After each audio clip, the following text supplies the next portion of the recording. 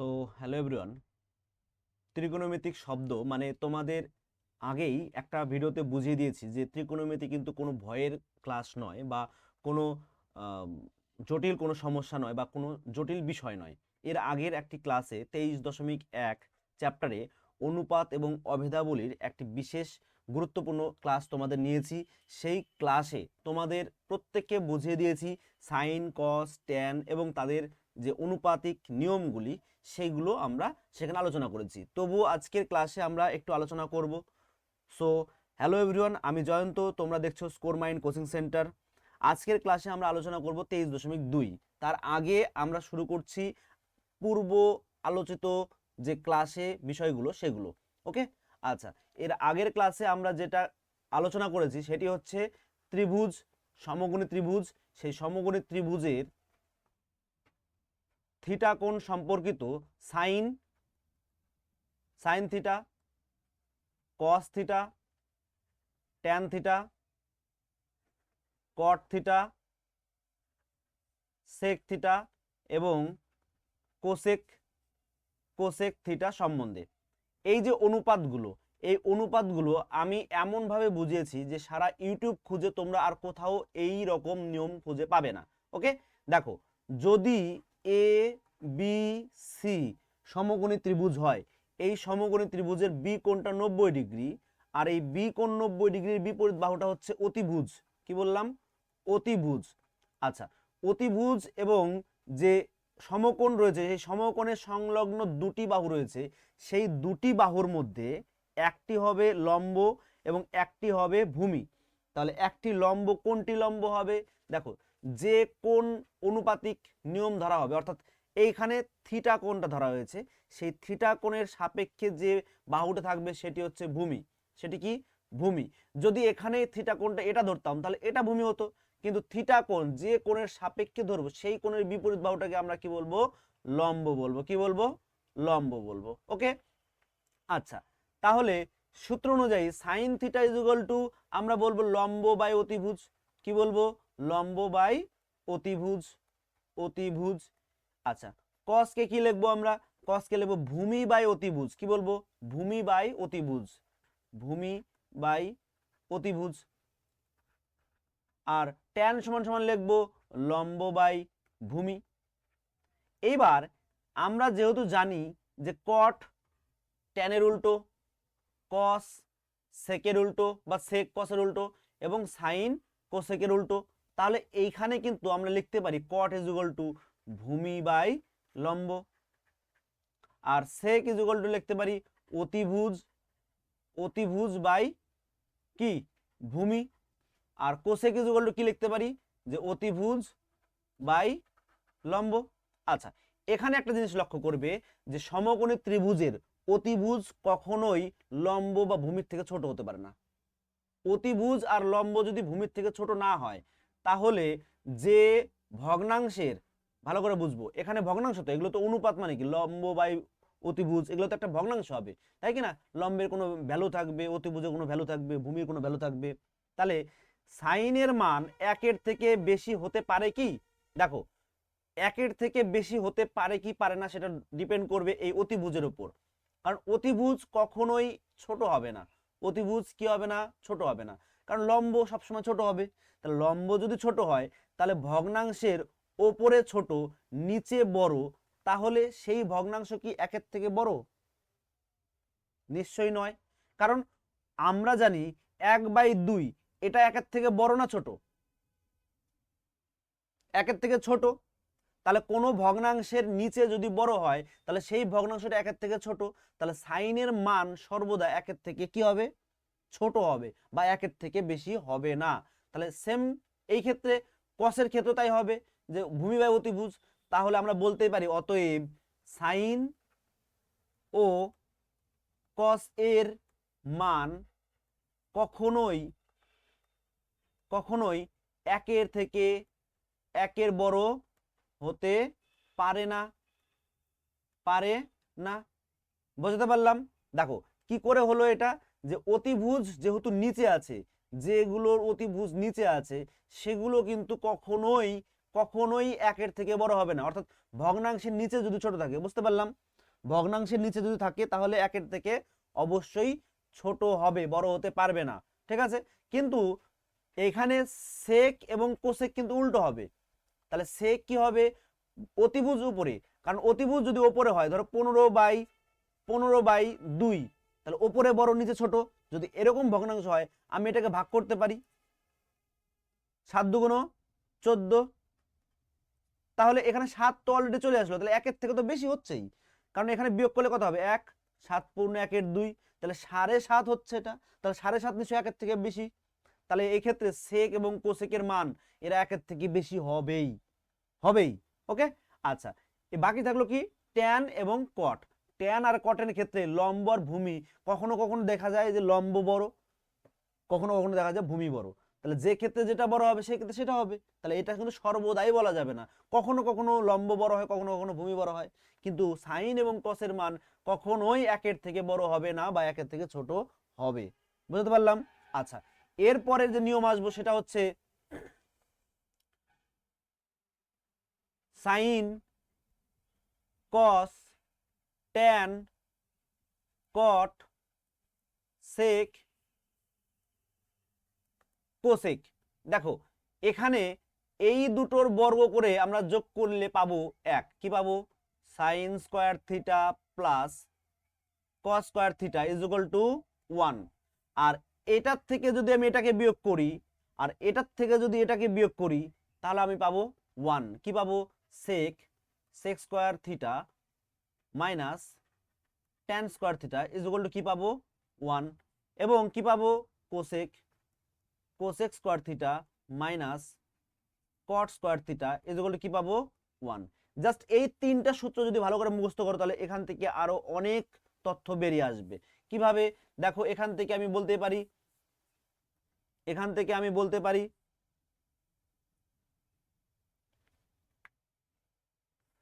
এক মিনিট, আচ্ছা, এখান থেকে আমি বলতে পারি, কি বলতে পারি দেখো তো, sine theta, sine square theta is equal two 1 minus cos square theta বলতে পারি না, হ্যাঁ কি না? এখান থেকে আমরা এই কসটাকে ওইদিকে নিয়ে যাব, হ্যাঁ কি না? আচ্ছা, তাহলে এটাকে আমি বলতে পারি অতএব sine theta is equal two √1 minus cos square theta বলতে পারি। আচ্ছা, আবার এখান থেকে কসকে আবার লিখতে পারি আবার, আচ্ছা এখান থেকে আমি একটু নিচে লিখি, ঠিক আছে, আচ্ছা এটাকে আমি উপরে লিখছি, কস লিখতে পারি, cos square theta is equal two 1 minus sine square theta, তাই তো? অতএব আমি লিখতে পারি কস theta is equal two √1 minus sine square theta. একই হচ্ছে বিষয়টা, অর্থাৎ এখান থেকে রুটটা খালি এই দিকে নিয়ে যাচ্ছে, স্কোয়ারটা। সেম ভাবে এখান থেকে এরকম করতে পারি যে অতএব লিখতে পারি যে সেক স্কোয়ার থিটা মাইনাস 1, এই 1টা এদিকে চলে আসলো, 1 হয়ে গেল, আর এই ট্যানটা এদিকে চলে যাবে, তাহলে কি হবে, প্লাস ট্যান স্কোয়ার থিটা। তাহলে ট্যানের মান পাবো। যদি সেকের মান করতাম তাহলে কি করতাম, sec square theta is equal to এই ট্যানটা এদিকে চলে যাবে, তাহলে 1 plus tan square theta. Just অনুপাত সমীকরণটা কি করব, এদিক সেদিক করব, কিন্তু মূল যে সূত্রগুলো এই তিনটে, অর্থাৎ এই দুটো বর্গ করলে 1 পাবো, এটার থেকে সেক থেকে ট্যান বাদ দিলে 1 পাবো, কোসেক থেকে কট বাদ দিলে 1 পাবো, বর্গ স্কোয়ারের। ওকে, আচ্ছা এ পর্যন্ত এইটুকুই ছিল। আর যে মূল বিষয় ছিল সেটি হচ্ছে ত্রিকোণমিতিক যে কোণগুলো ছিল 0 ডিগ্রি, 30 ডিগ্রি, 45 ডিগ্রি এবং 60 ডিগ্রি এবং 90 ডিগ্রির যে মানগুলো, সেই নির্দিষ্ট স্পেসিফিক যে মানগুলো রয়েছে সেই ধনাত্মক মানগুলো কিভাবে বের করব সেটাই আমরা দেখব। দেখো সাইন, কস, ট্যান, কট, সেক, কোসেক, প্রথমত এটা বের করার নিয়ম হচ্ছে এই প্রথমে 0, তারপরে 1, তারপরে 2, তারপরে 3, তারপরে 4, এই প্রত্যেকটাকে আমরা 4 দিয়ে ভাগ করব। কি দিয়ে ভাগ করব, 4 দিয়ে ভাগ করব। 4 দিয়ে ভাগ করলে যে মানটা পাবো তাকে আমরা রুট করব, তাকে কি করব, আমরা রুট করব। আচ্ছা, এবার এখানে দেখো 0কে যদি আমরা কোনো সংখ্যা দিয়ে ভাগ করি তাহলে কি পাবো, 0ই পাবো। কারণ কি, আমরা জানি 0 ভাগ 4, এটাকে আমরা কি লিখতে পারি, 0 গুণন 1/4 লিখতেই পারি, হ্যাঁ কি না? তাহলে কোনো সংখ্যাকে 0 দিয়ে গুণ করলে কি হবে 0, আর 0 রুট করলে কি হবে 0ই হবে, কি হবে 0ই হবে। তাহলে এই ভ্যালুটা কি হবে 0। তাহলে সাইন 0 ডিগ্রির মান হচ্ছে 0। সাইন 0 ডিগ্রির মান কত হবে 0। তাহলে আমি এখানে 0 লিখতে পারি, এখানে লিখে দেব 0।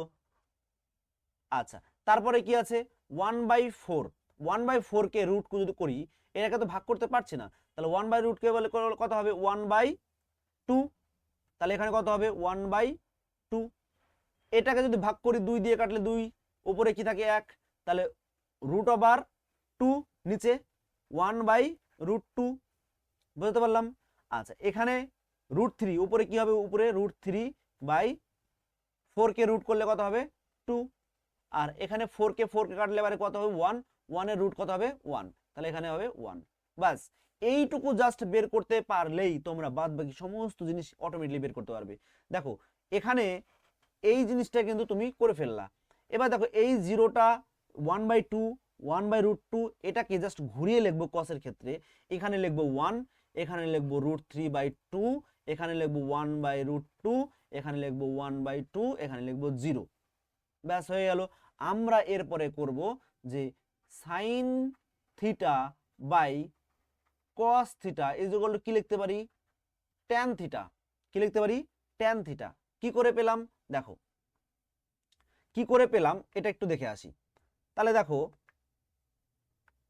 আমরা সাইন থিটা সমান সমান কি জানি লম্ব বাই অতিভুজ, অতিভুজ। আর কস থিটা ইজ ইকুয়াল কি লিখি কস থিটা ইজ ইকুয়াল টু ভূমি বাই অতিভুজ।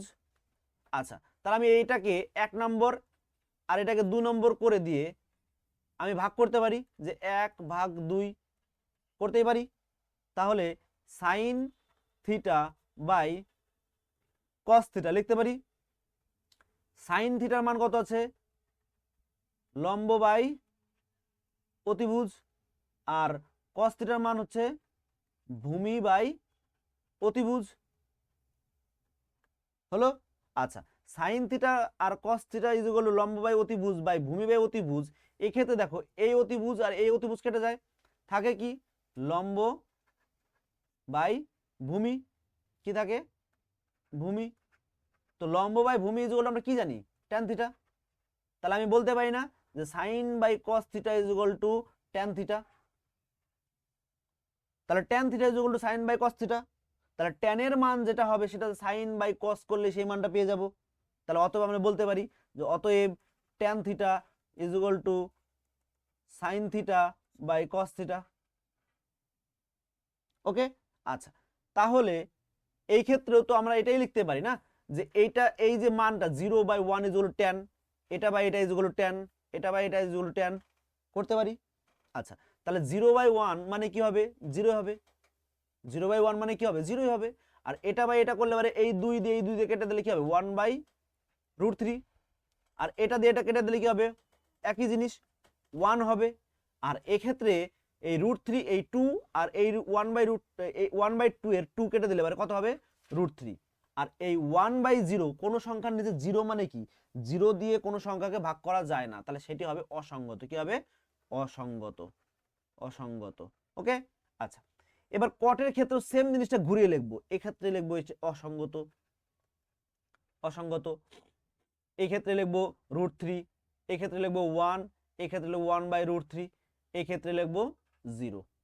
এইবার একটা জিনিস খেয়াল করো যে সেকের ক্ষেত্রে কি লিখবো। তো সেকের ক্ষেত্রে লিখবো হচ্ছে এই কসের উল্টা, কারণ আমরা কি জানি যে কস theta is equal two 1/sec theta, তাই তো। তাহলে sec theta is equal to কি হবে sec theta is equal two 1/cos theta. তাহলে 1/1 এর উল্টো কি হবে 1 এর নিচে কিছু নেই মানে কি আছে 1 আছে, তাহলে এই ক্ষেত্রে কি হবে 1 হবে। এটাকে উল্টো দিলে কি হবে 2/√3, 2/√3। এই cos-এর এটাকে উল্টো দিলে কি হবে শুধু √2, কি হবে √2। এটাকে উল্টো দিলে কি হবে 1/2 কে উল্টো দিলে 2/1, 2/1 মানে কি 2/1 মানে শুধু 2, কোনো সংখ্যার নিচে 1 না লিখলেও চলে। জিরোর নিচে কিছু নেই মানে কি আছে, ওয়ান আছে। কোনো সংখ্যার নিচে কিছু নেই মানে ওয়ান আছে। ওয়ানকে যদি উল্টে দেই, 0/1কে যদি উল্টে দেই 1/0 হয়ে যাবে, আর 1/0 হওয়া মানে কি, অসঙ্গত হয়ে যাওয়া। তাহলে এই ক্ষেত্রে এটা কি হবে, অসঙ্গত। কি হবে, অসঙ্গত। অসঙ্গত। এটা কি বুঝতে পারলাম, এই সেকের 90 ডিগ্রি মান অসঙ্গত। অর্থাৎ এই যে জিরো, জিরোর নিচে কিছু নেই মানে কি আছে, ওয়ান আছে। এই ওয়ানটা কি হয়ে যাবে, এখান থেকে উল্টে যাবে, উল্টে গেলে 1/0 হয়ে যাবে, আর 1/0 হলে অসঙ্গত হয়ে গেল। এবার এটাকে ঘুরিয়ে লেখো, জাস্ট এখানে অসঙ্গত, এখানে লিখবো অসঙ্গত, এখানে লিখবো 2√2, 2/√3, আর এখানে 1, সরি এখানে 0 হবে। এখানে কি হবে, 0 হবে। কেন 0 হবে, এই দেখো এইখানে কিন্তু সরাসরি কিন্তু এখানে একটা জিনিস, সরি এখানে 1 হবে, সরি ভুল হয়েছে আমার, এখানে 1 হবে, এখানে কি হবে, 1 হবে। ওকে, আচ্ছা এই পর্যন্ত ছিল। তো আজকে এই ক্লাসে প্রথম যে অঙ্কটি ছিল সেটির দিকে নজর রাখবো। তো দেখো প্রথম অঙ্কটি ছিল, আমাদের বাড়ির জানলায় একটি মই ভূমির সঙ্গে 60 ডিগ্রি কোণে রাখা আছে। মইটির লম্বা কত, মইটি 2√3 মিটার লম্বা হলে ওই জানলাটি ভূমি থেকে কত উপরে আছে, ছবি এঁকে হিসাব করি। আচ্ছা এখানে অঙ্কটা করে দেওয়া হয়েছে, আমি তোমাদের বুঝিয়ে বর্ণনা করে বলছি। দেখো মনে করো এটা হচ্ছে একটা জানলা, একটা উঁচু বিল্ডিং, এবং এখানে একটা জানলা আছে, এখানে কি আছে, একটা জানলা আছে। আচ্ছা এবার এই জানলায় মই লাগানো আছে, কি লাগানো আছে, মই লাগানো আছে। তো মই এই ভূমির সাথে থাকবে, এই ভূমির সাথে থাকবে। আচ্ছা এবার বলা হয়েছে মইটির দৈর্ঘ্য 2√3, মইটির দৈর্ঘ্য কত, 2√3 মিটার মিটার। আচ্ছা মইটি ভূমির সঙ্গে 60 ডিগ্রি কোণে করে আছে, তাহলে এখানে কত ডিগ্রি কোণ করে আছে, 60 ডিগ্রি কোণ করে আছে। আচ্ছা এবার বলেছে জানলাটি ভূমি থেকে কত উঁচুতে, তাহলে জানলাটি মনে করো এ বিন্দুতে জানলাটি আছে, এবং বি বিন্দু হচ্ছিল সেই জানলাটির গোড়া, উচ্চতা এ বি জানলার উচ্চতা, এবং সি বিন্দুটি হচ্ছে এই এসি মইয়ের দৈর্ঘ্য। আচ্ছা তাহলে আমি বলতেই পারি যে এসি সমান সমান মই সমান সমান কত হবে, 2√3 মিটার, 2√3 মিটার। আচ্ছা তাহলে জানলার উচ্চতা এ বি সমান সমান, জানলার উচ্চতা জানা নেই আমার, এটাই বের করব। আচ্ছা উন্নতি কোণ কত, উন্নতি কোণ 60 ডিগ্রি, তাহলে লিখবো উন্নতি কোণ কত ডিগ্রি কোণ, 60 ডিগ্রি কোণ, উন্নতি কোণ কত, 60 ডিগ্রি কোণ। তাহলে আমাকে বের করতে হবে কোনটা, এইটা, এইখানে এইটুকু বের করতে হবে এ বি। তাহলে এ বি বের করার সময় আমরা কি জানি, যে কোনো একটা কোণের মান দেওয়া থাকলে লম্বের সাথে অতিভুজের সাথে কার সম্পর্ক, সাইনের সম্পর্ক, কার সম্পর্ক, সাইনের সম্পর্ক। তাহলে আমি লিখতে পারি অতএব সাইন 60 ডিগ্রি সমান সমান, আমরা কি জানি সাইন 60 ডিগ্রি সমান সমান লম্ব মানে এ বি, লম্ব হচ্ছে এ বি, লম্ব হচ্ছে এ বি বাই অতিভুজ, অতিভুজ কোনটা, এসি, তাই তো। তাহলে এসি লম্ব কত আছে, লম্ব আমরা জানি না, A B, A B, AC কত আছে, এসি হচ্ছে 2√3, 2√3। আচ্ছা সাইন 60 ডিগ্রির মান কত, সাইন 60 ডিগ্রির মান হচ্ছে √3/2, আর এ বি কত জানি না আমরা, ওটাই বের করবো এ বির মান। আচ্ছা তারপরে কি আছে 2√3। আচ্ছা কোনাকুনি গুণ করলে কি হবে, কোনাকুনি গুণ করলে আবার এ বি ইজ ইকুয়াল টু কি হবে, এই √3 কেটে যাবে, গুণ হয়ে যাবে, আর এই দুই কেটে গেল, নিচে নিচে কেটে গেছে। তাহলে A B is equal to 3 metre. তাহলে এ বি কি ছিল, জানলার উচ্চতা। তাহলে দেখবো জানলাটি ভূমি থেকে কত উপরে উচ্চতা রয়েছে, 3 মিটার। অতএব লিখবো জানলাটি, অতএব জানালাটি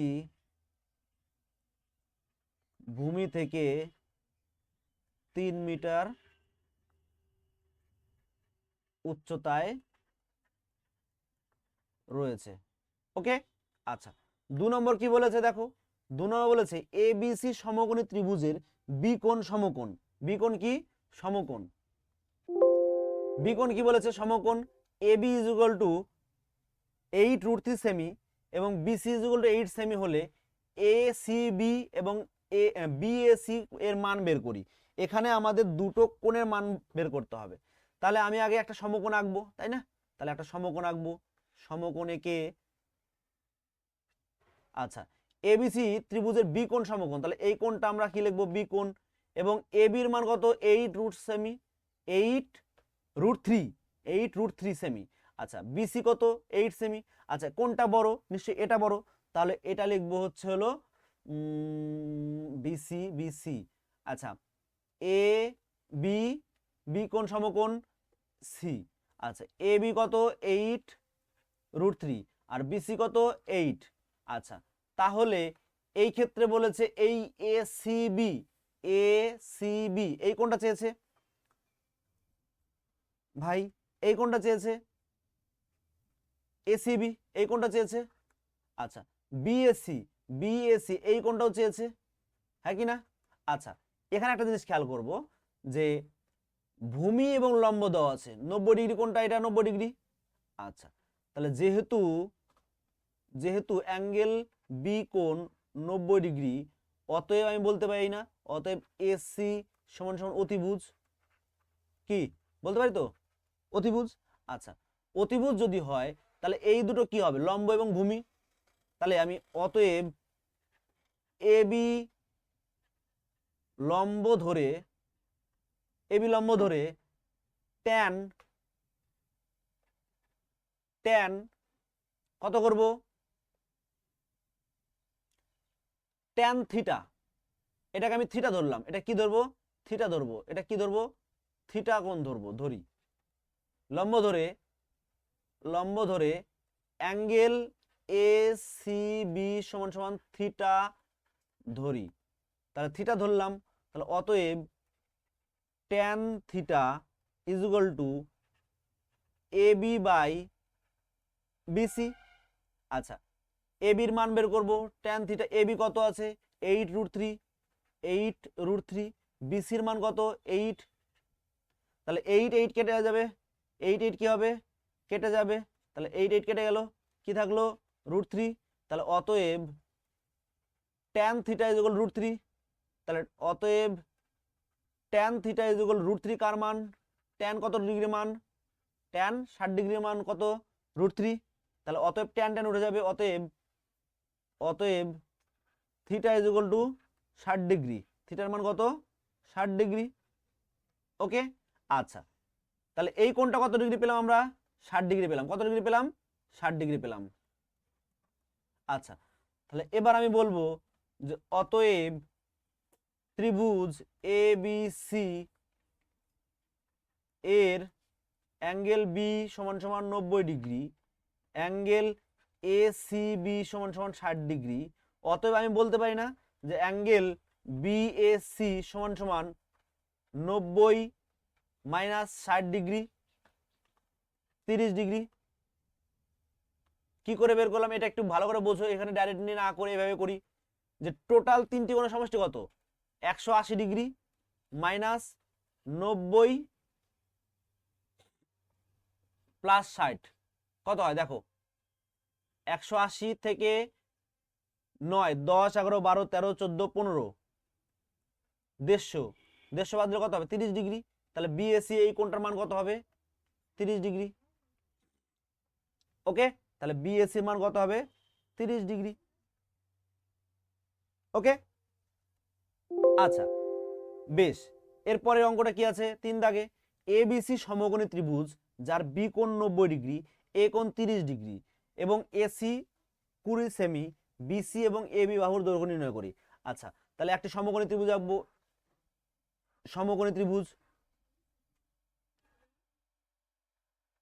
সমকোণী ত্রিভুজের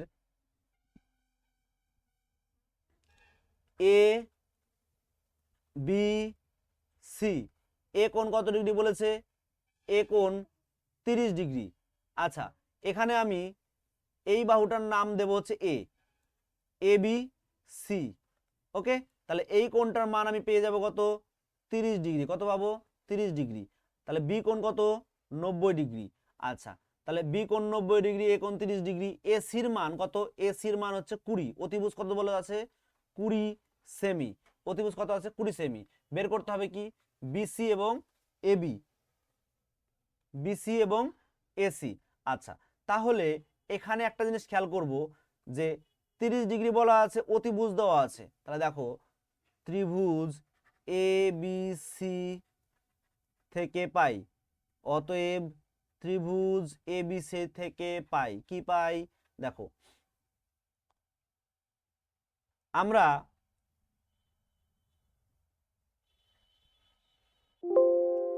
সাইন 30 ডিগ্রি লিখতে পারি, সাইন 30 ডিগ্রি সমান সমান লিখতে পারি যে সাইন 30 ইজ ইকুয়াল টু লম্ব মানে বিসি বাই অতিভুজ মানে এসি। তো লম্ব কত আছে জানি না, বিসি বাই এসির মান কত, এসির মান হচ্ছে 20, এসির মান কত বলা আছে 20 সেমি, তাই না? আচ্ছা, সাইন 30 এর মান কত, সাইন 30 এর মান আমরা জানি, দেখো সাইন 30 এর মান কত, সাইন 30 এর মান 1/2, সাইন 30 এর মান কত 1/2, তাহলে আমরা এখানে কি লিখবো 1/2। আচ্ছা, অতএব কোনাকুনি গুণ করব, বিসি ইজ ইকুয়াল টু কি হবে 10 সেমি, কি করে হলো এই 2 দিয়ে 20 কে কাটো 10 সেমি, তাহলে উত্তর কত হবে বিসি ইজ ইকুয়াল টু 10 সেমি, বিসি ইজ ইকুয়াল টু 10 সেমি। ওকে, আচ্ছা তাহলে বিসি কত পেলাম 10 সেমি। আচ্ছা, এবার লম্ব পেয়ে গেছি, ভূমি পাবো কি করে, তাহলে অতএব tan 30 ডিগ্রি সমান সমান বিসি বাই এবি। তাহলে tan 30 এর মান কত, tan 30 এর মান দেখে নাও, tan 30 এর মান 1/√3, 1/√3 tan 30 এর মান, তাহলে 1/√3 হবে, এখানে কি লিখবো 1/√3। বিসির মান কত পেলাম 10, এবির মান আমরা বের করব, তাই না? তাহলে এ বি, তাহলে দেখো এ বি ইজ ইকুয়াল টু 10√3, তাহলে এবির মান কত পেলাম 10√3।